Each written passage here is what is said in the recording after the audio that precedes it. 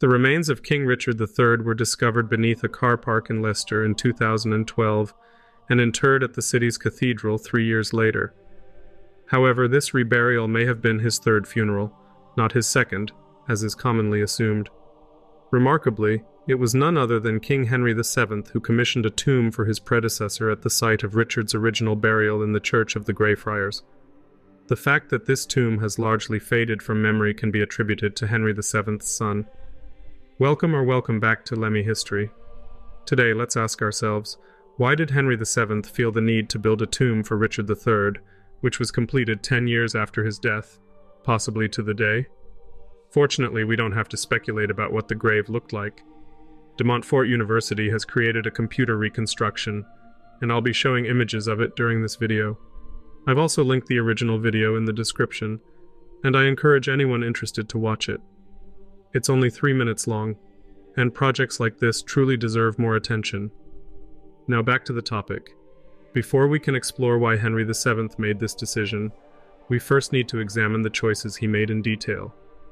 I'll conclude the video by discussing the epitaph on Richard's tomb, which must have been approved by Henry VII himself. Even today, it remains a source of astonishment, as it is far from what one might expect. After the Battle of Bosworth, Henry VII's interest in Richard III's body extended only to displaying it as proof that the last Yorkist king was indeed dead. Historical accounts confirm that the remains were mistreated by Henry's soldiers en route from the battlefield to Leicester. The term unworthy is perhaps the kindest description Ricardians might use. The body was stabbed with swords, stripped naked, and laid across a horse for transport. According to tradition, the soldiers even tied a rope around Richard's neck to drag the body. Henry allegedly intervened, insisting that Richard's corpse remain recognizable. Beyond this, the Tudor king likely made no further comment. After being displayed publicly for 3 days, the question arose, what should happen to the body? No will or instructions from Richard regarding his funeral are known to exist, although it is possible such documents were destroyed. A document dated March 2, 1485, in the National Archives, indicates that Richard intended to establish a college of 100 priests at York Minster to pray for his soul. He had allocated income from some of his most significant lands to fund this endeavor. Based on this evidence, historians Laura Tompkins and Sean Cunningham suggest that Richard intended to be buried at York.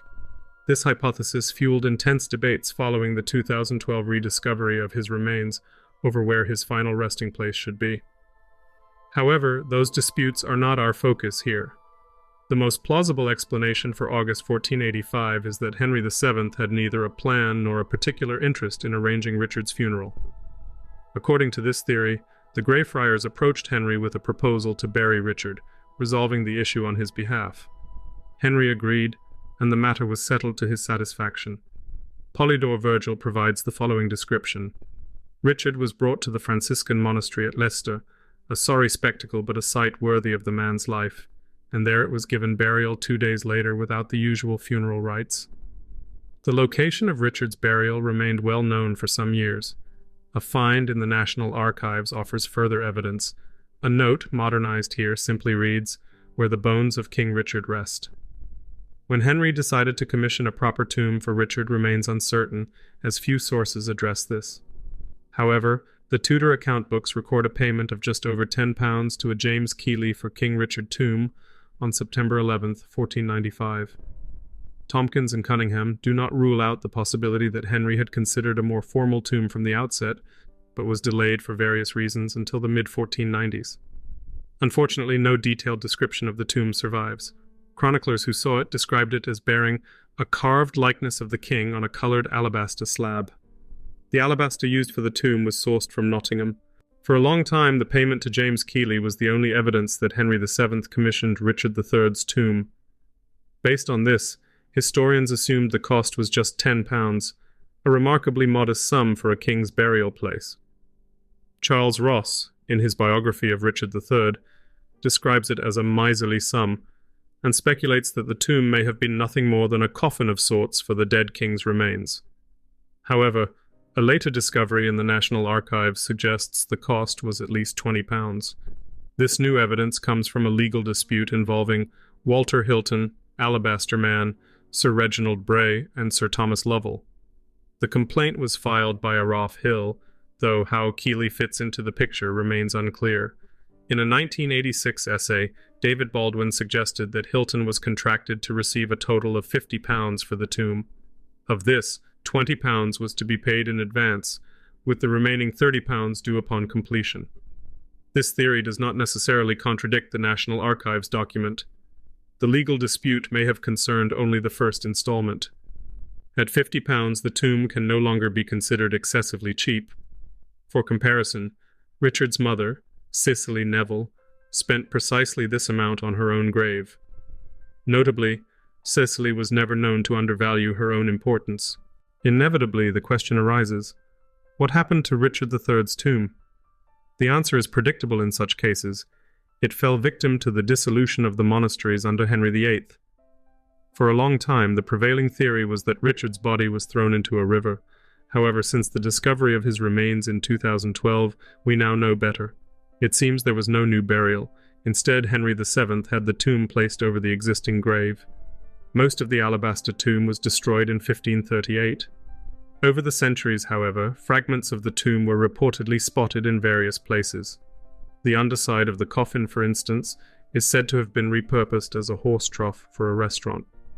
Other parts may have been incorporated into the construction of the church, which now serves as Leicester Cathedral.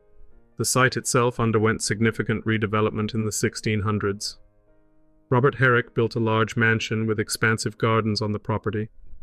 In 1612, Christopher Wren observed a stone in one of these gardens bearing the inscription, "Here lies the body of Richard III, sometime King of England." Whether this stone was part of the original tomb or a monument erected in remembrance remains uncertain. From today's perspective, however, the stone's origins are less significant. In 1871, the Leicester Corporation, by then the property's owner, cleared the estate's buildings and gardens. 2 years later, a road named Greyfriars was constructed, along with new buildings. At the time, no one suspected they were building over Richard's grave. In 1980, the Richard III Society donated a memorial stone acknowledging that the king was buried in the church of the Greyfriars in this parish. Originally placed on the cathedral pulpit, the stone is now displayed at the Richard III Visitor Centre. This brings us to the question of why Henry VII arranged for Richard III's reburial. 3 main theories are commonly proposed, and which one seems most convincing often depends on one's own judgment of Richard and Henry. Historian John Ashdown Hill suggests a connection between the reburial and the threat posed by Perkin Warbeck, a significant problem for Henry at this time. He wrote, "Henry, having already survived an attempt on his crown by the Earl of Lincoln and Lambert Simnel, had become aware of a New Yorkist conspiracy against him. He knew that Margaret of York, Duchess of Burgundy, had under her wing a young man reputed to be his brother-in-law, Richard Shrewsbury, Duke of York. During 1493 and 1494, Yorkists at home in England were known to be plotting against Henry, and in the interests of Margaret's protégé. It was against this background that Henry took the decision to erect a tomb for Richard III. Perhaps it was therefore a calculated move on his part, designed to curry favour with Yorkist opinion. Ashdown Hill further suggests that Richard's epitaph may have been a clever tool to exploit Yorkist divisions. Logic decreed that the sons of Edward IV on the one hand and Richard III on the other could not simultaneously have legitimate Yorkist claims to the throne. Their claims were mutually exclusive. If Edward V had been a legitimate king, then Richard III was a usurper, and vice versa. Previously, it had suited Henry to call Richard a usurper and treat Edward IV's sons as legitimate claimants. However, now that one of Edward's sons was reputedly moving against him, it may have seemed preferable to take a more equivocal stance. After all, Richard III was safely dead. David Baldwin, however, does not dismiss the possibility that Henry was motivated by a sense of precedent. Richard III had ensured that Henry VI, Henry VII's ancestor, was reburied with dignity. Additionally, as the uncle of Henry's queen, Elizabeth of York, Richard III, may have been seen as deserving of a more respectable burial.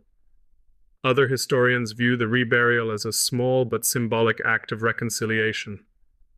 Regardless of the interpretation, the timing of Warbeck's activities is impossible to ignore. The tomb was inaugurated just 1 month after Warbeck's failed invasion of Kent, suggesting it may have been part of an effort to divide and rule among Yorkist factions. I agree with this interpretation. The reburial appears to have been a calculated attempt to neutralize Yorkist opposition and solidify Henry's rule. Of course, Henry VII could not fully rehabilitate his predecessor, and this likely explains the content of the grave inscription. The original version, written in Latin, has been lost to time, but English translations have survived. For instance, a copy was later found among the documents of Thomas Wriothesley. In a 2008 essay published in the Remarkably, John Ashdown Hill convincingly argued that the grave inscription was part of the tomb from its inception. He also explored the traditions surrounding it. These traditions are preserved in accounts by Sir George Buck and Francis Sandford, both from the 17th century. While the two versions are very similar, Buck omitted all passages critical of Richard III. It is unclear whether this was a deliberate decision, but the idea seems plausible, as complete copies were available elsewhere. The version recorded by Sandford is therefore considered the most accurate. It comes from a manuscript held by the College of Arms, which Richard III himself founded. It makes sense that a complete and faithful version would be preserved there. This inscription provides insight into how Henry VII wished Richard III to be remembered from the mid-1490s onward. I, here, whom the earth encloses under various colored marble, was justly called Richard III. I was protector of my country, an uncle ruling on behalf of his nephew. I held the British kingdoms by broken faith. Then for just 60 days less 2, and 2 summers, I held my scepters. Fighting bravely in war, deserted by the English, I succumbed to you, King Henry VII. But you yourself, piously, at your expense, thus honor my bones, and you cause a former king to be revered with the honor of a king, when in twice 5 years less 4, 305-year periods of our salvation have passed, and 11 days before the kalends of September, I surrendered to the Red Rose the power it desired. Whoever you are, pray for my offenses, that my punishment may be lessened by your prayers. But what do you think? Thank you for watching. Please like and subscribe.